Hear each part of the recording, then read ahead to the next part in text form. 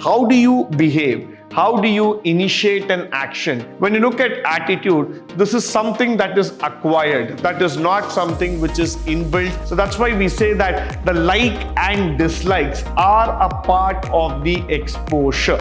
Attitude comprises of three basic components: emotional, informational, and behavioral.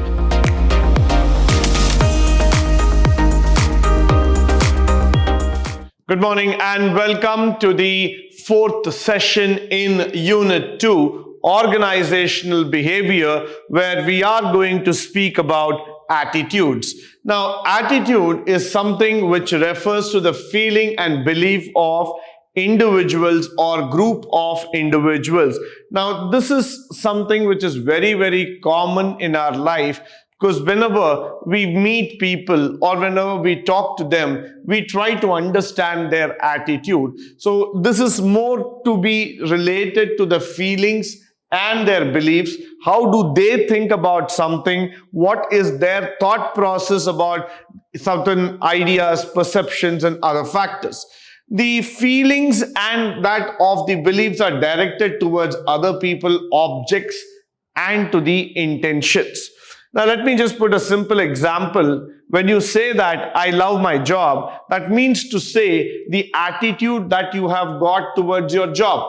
The attitude shows your feelings, your belief, your convictions, your ideas and thought process about the nature of job which you are involved into. So that shows that a person can have either a positive attitude or a negative attitude. Now, when we talk about this positive and negative, it purely depends upon the intentions, the feelings of how a person looks at a particular job, a particular thing, or a situation altogether.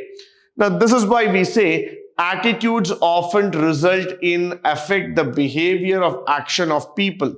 This can lead to intended behavior if there are no external interventions altogether. So attitude will try to show up at the time when you believe that there are certain objects, there are certain situations which you need to overcome. Now, this is in result of the behavior or action of the people. How do you behave? How do you initiate an action? How do you talk about certain things at a given point of time? That's exactly what attitude means to us.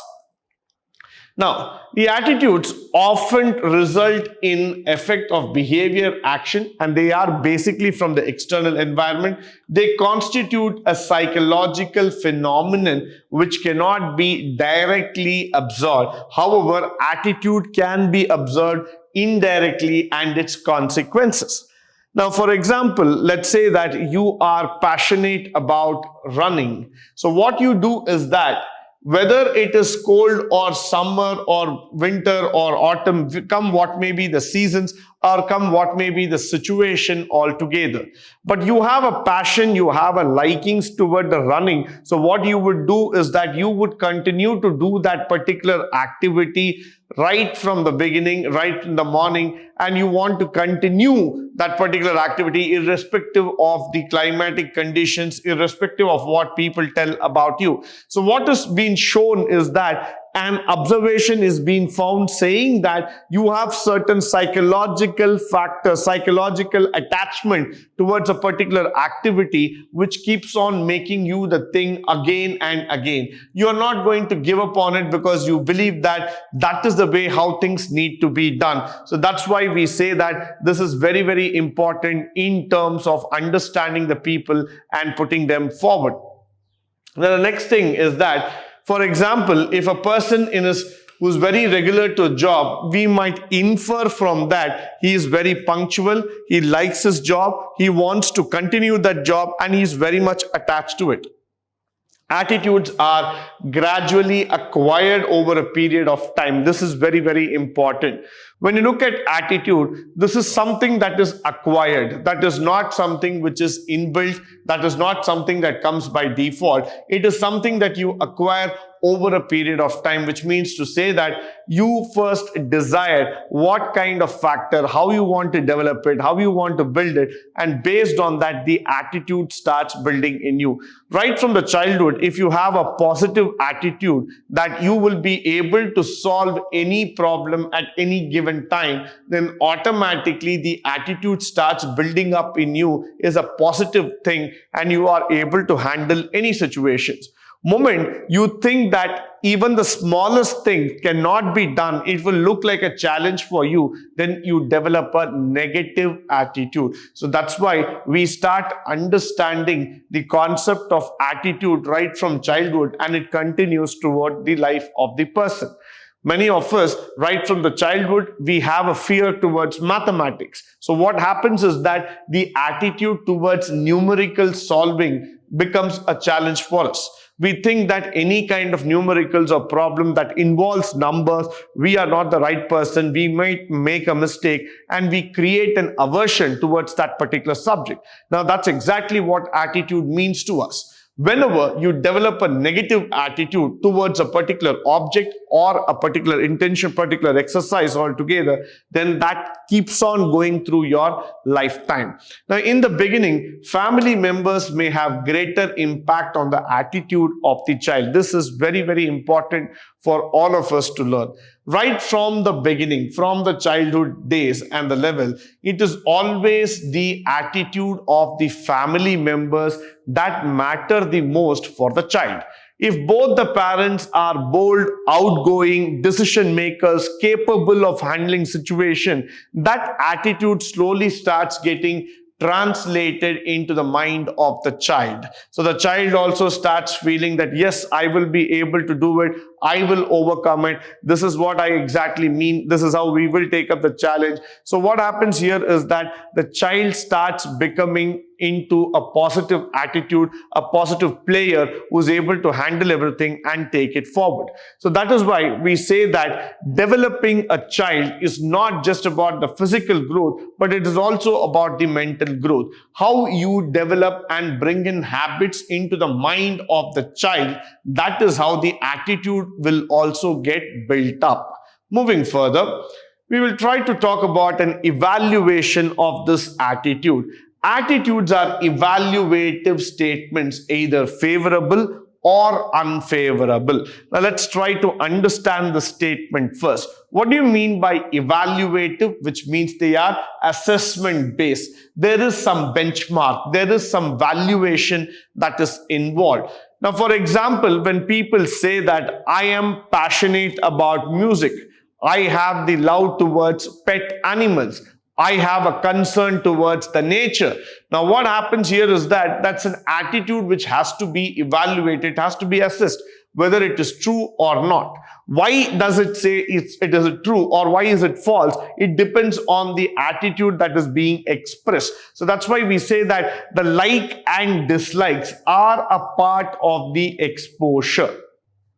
That is where one has to understand from an organizational perspective also, most of the children would show definitive attitude based on certain parameters, based on certain values altogether. So when they see that values, when they see how things are being developed, when they see their peer groups, when they see their friends, when they see the environment altogether, there's a lot of attitude that develops in them. It may be positive, it might be negative, or it might hold a different set of thought process altogether.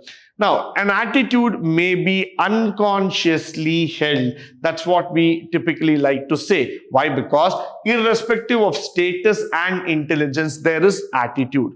Who you are, what you are, how you do it, which strata of society you belong to, whether it is good, whether it is bad, are you rich, are you poor, does not matter. What matters is the attitude that you carry within yourself.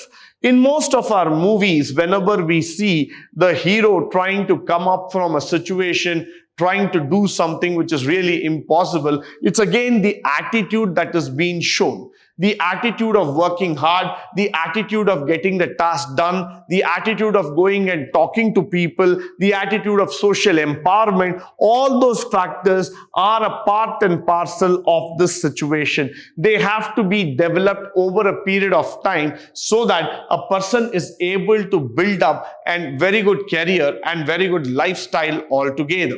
Now, moving further, when we talk about this unconsciously held, which means to say it is not something that we know about it. It is not something that is obviously known within your limits. It is something that is hidden, that comes out only at that particular situation. So you will not be able to express attitude, explicitly and tell people this is what I am.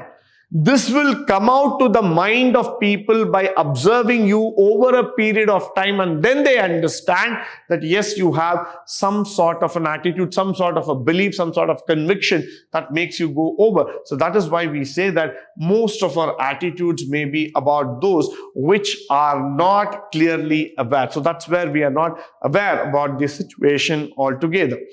Now we have something called as the prejudice. Furnishes a very, very good example. Why we take that as an example here is that many times we might think that what we did is right, or what we have tried to do is absolutely fantastic. That's how we have to be. That's how the life is all about. But then in reality, one has to understand that is not what we are. That is not what we have intended to understand. What we have tried to come, what we have tried to believe is all about a perception, about a value, about a set of things that comes over a period of time again. It keeps you telling that this is what we are, this is how we need to do, this is how we need to take the things. So this is something which has got a set of reactions and connections put together, followed by the components of attitudes. What are the components that comprises this? Attitude comprises of three basic components: emotional, informational, and behavioral. So we have three components. One is called as the emotional component. The second one is called as the informational component. The third one is called as the behavioral component. Now let's try to understand the informational part or the cognitive part first. The informational component consists of beliefs, values, ideas, other information about a person or object. It makes a difference, and not this information is empirically correct or real. Now this is where you have to be very, very clear. We all live in a world of a digital media world, digital age altogether, where information is freely floating around us in hundreds and millions of volumes. So every information that you try to read, that you try to observe, that you try to tell to people literally makes a difference, literally makes a very big sense altogether. But what is that really stops us, that really puts us down altogether here is that we might not be all the time correct about the information that we have gathered. We might not be 100% sure of what is happening altogether. What might be running in our mind is not always true. It might not be always the one that we are looking for.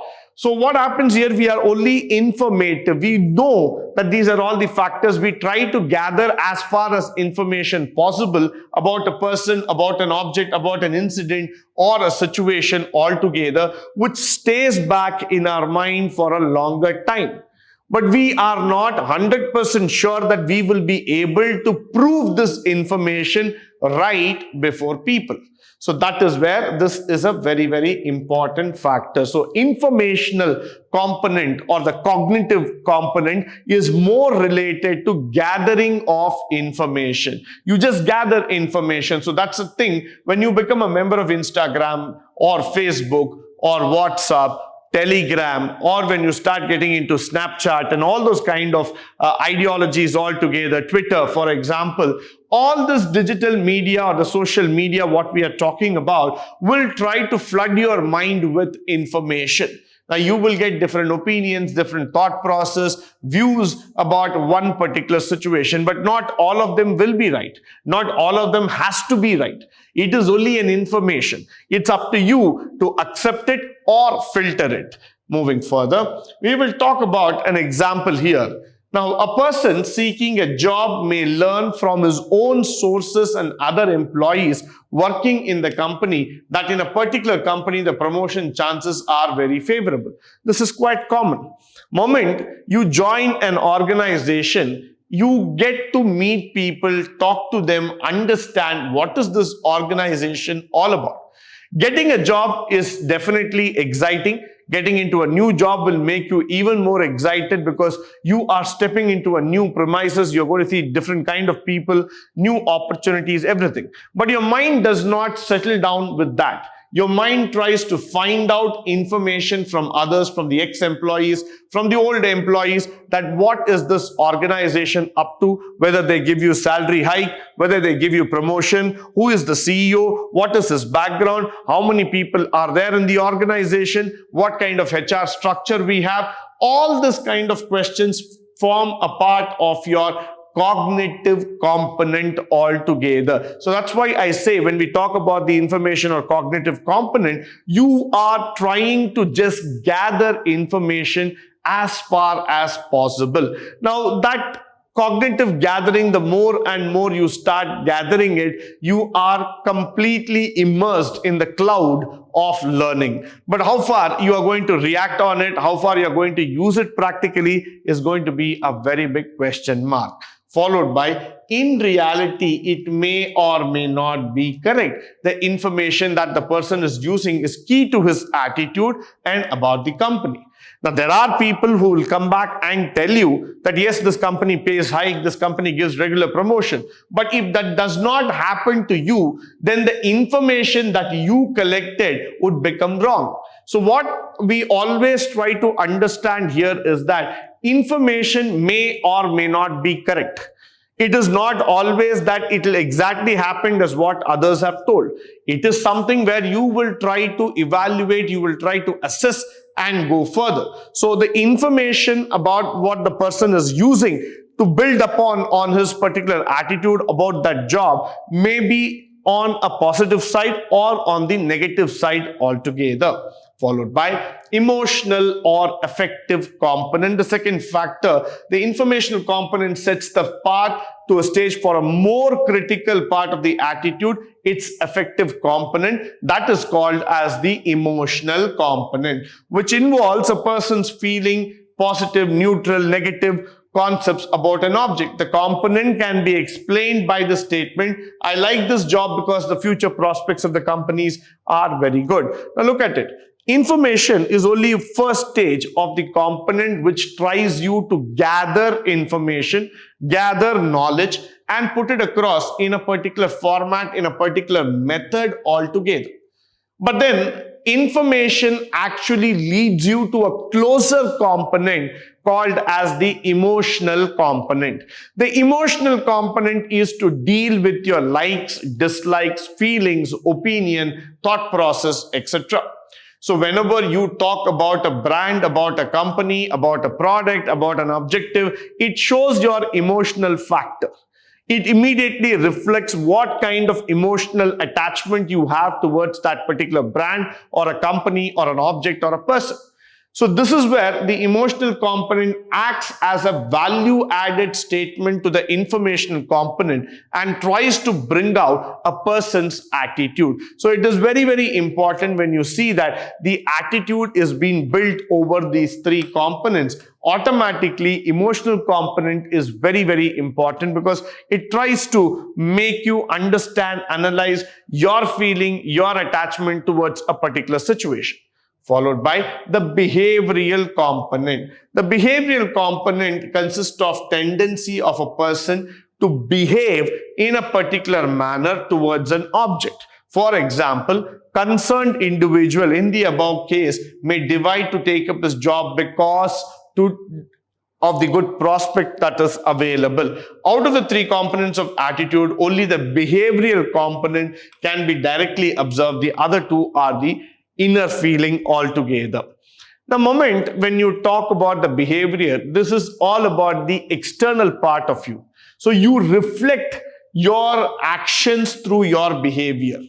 Whenever you like a job, whenever you like a particular food, whenever you like a particular person, or when you like a particular activity that is going on, you express it immediately. That will be seen on your face, that will be reflected through your mind, through your ideology. So what happens here is that the behavioral component is an external factor which can be observed time and again. But the emotional and the informative component cannot be seen directly. The reason is that it is an inner component altogether, but this behavior is something which will show you the tendency of the person to react. That's why organization behaviors have a huge amount of weightage for the behavioral component. Why? Because whenever you apply for a job, there is a sort of temperament that is needed for that job. There's a sort of behavior that is expected. Now, for example, if you're going to take up a job of a watchman or a security kind of thing, you cannot have too much of attachment towards sleep. Suppose you have a factor where you just want to eat food and sleep as early as possible, then you cannot go and join a job which requires long hours of working, especially in the night time. Similarly, suppose you want to join a job like an information security professional. You want to be a kind of person who wants to work with hardcore technologies or with hacking or with all those kind of, the new age technologies. You cannot be a person who can dilute information, who can talk to everyone. So what we are trying to make you understand is that the behavioral component is actually an open component which the organization will directly observe from you and find out whether your behavior, whether your attitude towards the job is matching or not. So that's why we say out of the three components, behavior is one which can be judged immediately, followed by these components can only be inferred. The other two components can only be inferred. Why?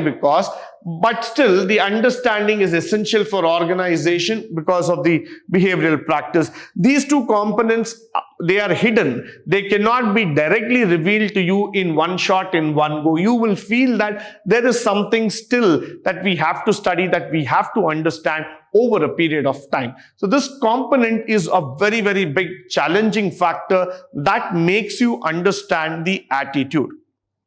Now, for example, if you are an athlete or a sports person, you will have a different set of behavior altogether. You cannot express your emotions every time on the field, every time on the upfront area, because that is where the component of that particular thing will be reflected, and that might cause a huge damage altogether. So you have to hide your emotions, you have to hide your information concept, and you have to just show the spirit of sportsmanship when you are on the ground. So attitudes will definitely make you climb altitudes, provided you carry the right kind of attitude with you. With this, I come to the end of this particular session. I hope and believe that all the information provided through this session will be of a great help and useful to you. In the upcoming sessions, we shall learn more about the attitudes. Until then, stay tuned, stay blessed, and stay enlightened forever. Thank you once again for joining me today on this wonderful session.